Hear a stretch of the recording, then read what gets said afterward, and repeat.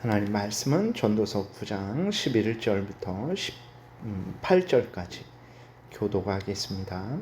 내가 다시 해 아래에서 보니 빠른 경주자들이라고 선척하는 것이 아니며 용사들이라고 전쟁에 승리하는 것이 아니며 지혜자들이라고 음식물을 얻는 것도 아니며 명철자들이라고 재물을 얻는 것도 아니며 지식인들이라고 은총을 입는 것이 아니니 이는 시기와 기회는 그들 모두에게 임함이니라. 분명히 사람은 자기의 시기도 알지 못하나니 물고기들이 재난의 그물에 걸리고 새들이 올무에 걸림같이 인생들도 재앙의 날이 그들에게 후련히 임하면 거기에 걸리느니라.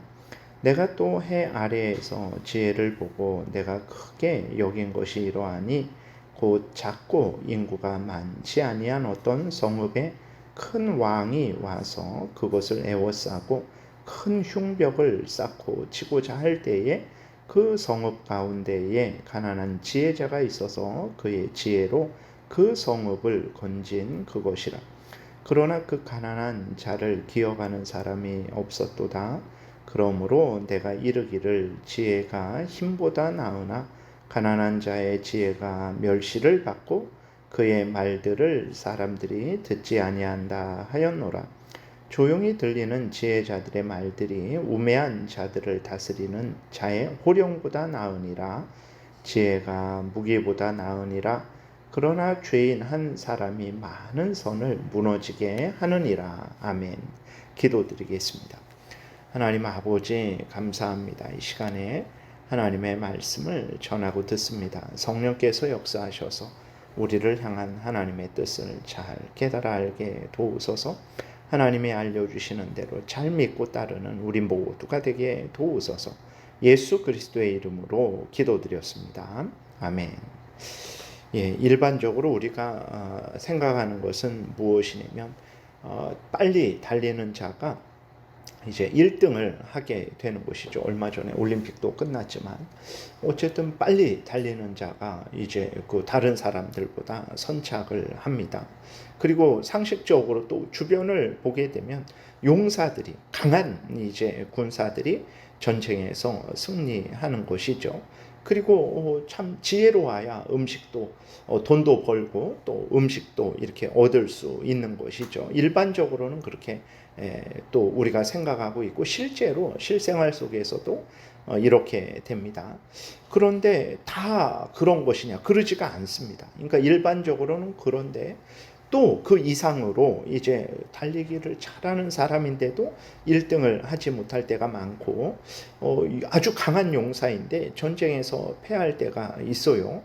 어떻게 이렇게 되는가? 상식적으로는 빠른 자가 선착하는 시고 강한 자가 이기는 것인데 왜 때로는 느린 자가 선착하기도 하고 약한 자가 이기기도 하는가? 또 우리가 주변을 보게 되면 이제 높은 자가 낮아지기도 하고 낮은 자가 높아지기도 하고 부한 자가 가난하게 되기도 하고 가난한 자가 이제 부하게 되기도 한단 말이에요. 어떻게 이런 일이 일어날 수 있을까? 그것은 이 땅이 인간에 의해서 움직여지는 것이 아니고 인간의 뜻대로 되어지는 것이 아니고 살아계신 하나님의 그 뜻대로 하나님의 그 인도하심대로 되어지는 것이기 때문이라는 것을 우리가 잊지 말아야 되는 것입니다. 그래서 정말 강한 자가 다 항상 승리하는 것 아니에요. 하나님이 은혜 주셔야 승리하는 것입니다. 그래서 약한 자도 승리할 수 있어요. 어떻게 그런가? 하나님이 은혜 주시니까 약한 자도 승리할 수 있는 것입니다. 그러므로 우리가 정말 이 세상은 일반적으로 우리가 봤을 때 우리 뜻대로 다 되어지는 것 같지만 결코 그렇지 않다라는 것. 그럼 우리 뜻대로 되어지는 것은 뭐냐? 강한 자가 승리하고 또 빠른 자가 선착하는 것은 뭐냐? 그것도 역시 하나님의 은혜입니다. 강한 자에게 또 강하게 은혜 주신 거고 또 그 강한 자가 승리하게 하셨기 때문에 그 강한 자가 승리하는 것이라는 것을 우리가 생각하면 됩니다. 그래서 항상 하나님이 뜻대로 주관하고 다스린다라는 거죠. 12절에도 분명히 사람은 자기의 시기도 알지 못하나니 물고기들이 재난의 그물에 걸리고 새들이 올무에 걸린 같이 인생들도 재앙의 날이 그들에게 호련히 임하면 거기에 걸리느니라 이렇게 기록이 되어 있습니다. 11절 끝부분에도 시기와 기회는 모두 그들 모두에게 임한다. 이것은 이제 하나님의 역사하시는 그러한 시기와 기회를 말하는 거죠. 하나님의 뜻이 그들 가운데 임하는 것입니다. 그리고 이제 12절에서도 자기의 시기, 자기의 재앙의 날도 사람은 몰라요. 그래서 내가 지금은 건강하니까 이 상태로는 100살, 1000살을 살겠다라고 생각을 하는데 정말 다음날 내가 교통사고를 당할 수 있는 것이고 큰 질병에 걸릴 수 있는 것이고 그것은 아무것도 모릅니다. 그래서 강한 자라고 항상 승리하는 것 아니고 약한 자라고 항상 패하는 것 아닙니다. 하나님의 은혜와 하나님의 뜻 가운데 모든 일이 되어진다라는 것을 우리가 명심해야 됩니다.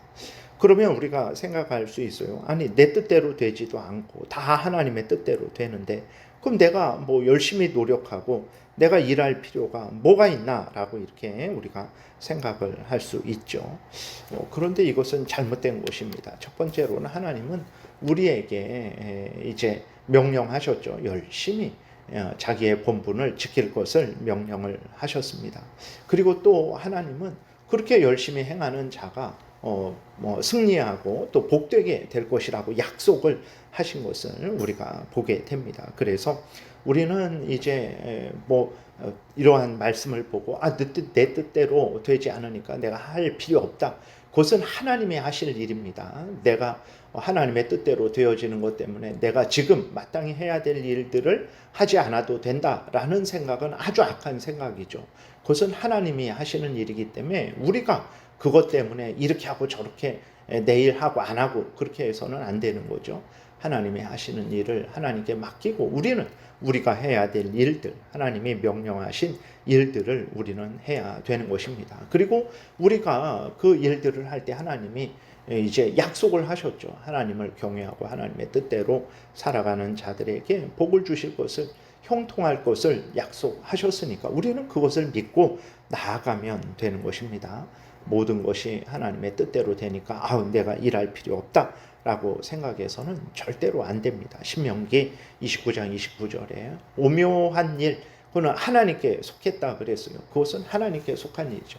나타난 일, 우리는 내가 이 성경 말씀에 근거해서 이제 그 명령을 따라 살아가야 되는 일이죠.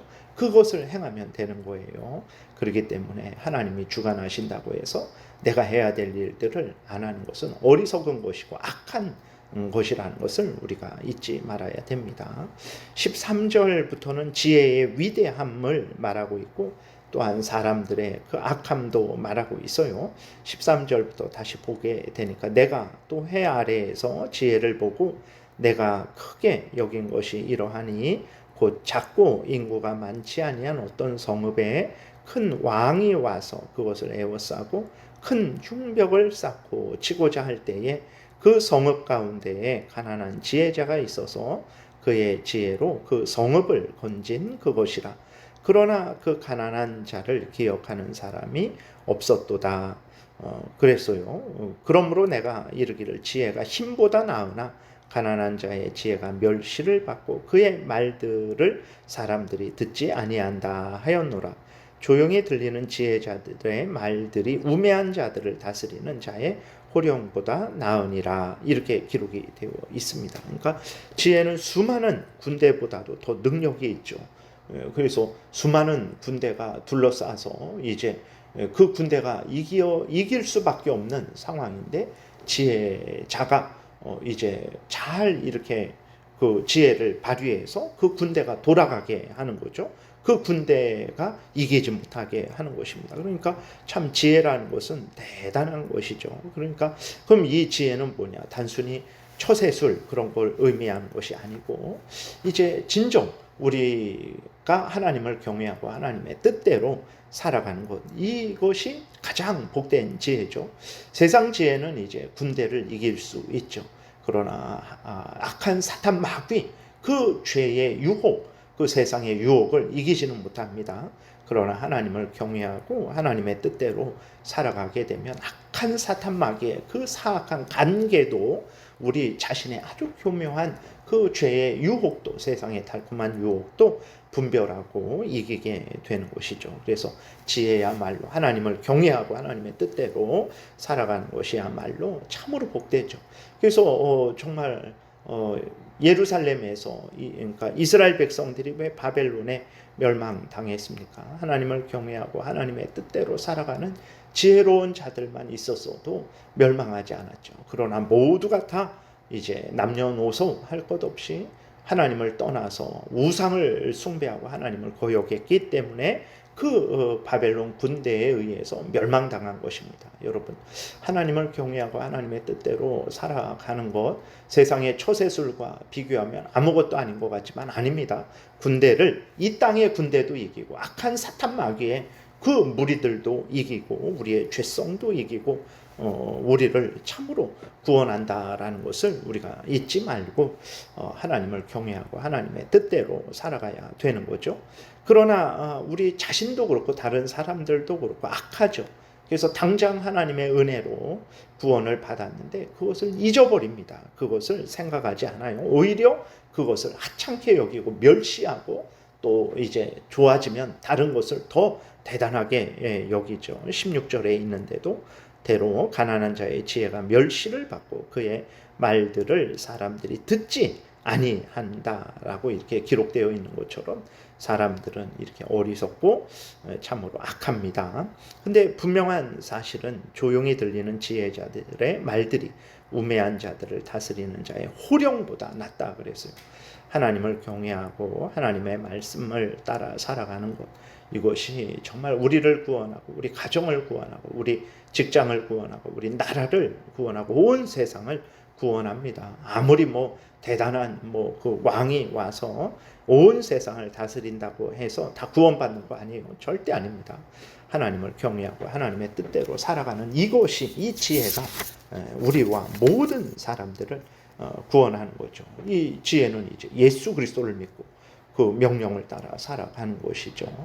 그래서 우리가 다시 한번 참된 지혜가 우리를 구원한다. 참된 지혜는 예수 그리스도를 믿고 하나님을 경외하고 그 명령을 따라 살아가는 거예요. 이것이 정말 이 현실에서도 우리에게 힘이 되고 죽어서도 영원토록 우리에게 구원이 된다는 것을 명심해야 되겠습니다.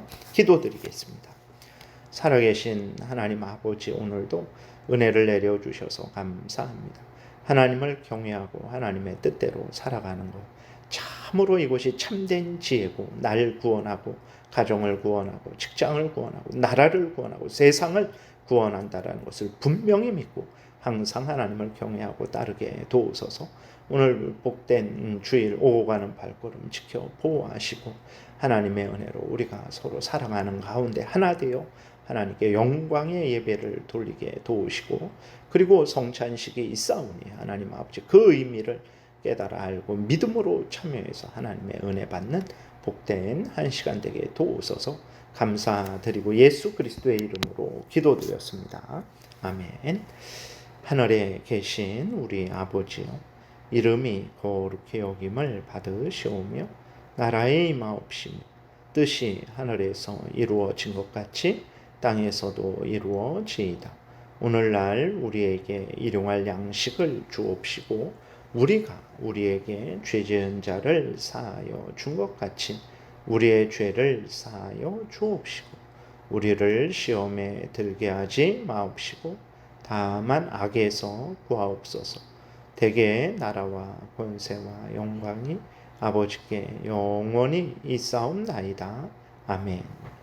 지금은 우리 구주 예수 그리스도의 은혜와 하나님 아버지의 크신 사랑과 성령의 교통하심이 항상 하나님을 경외하고 하나님의 명령을 따라 살아가고자 은혜 구하며 돌아가는 하나님의 택한 백성들 머리 위에 지금부터 영원토록 함께 있을지어다. 아멘.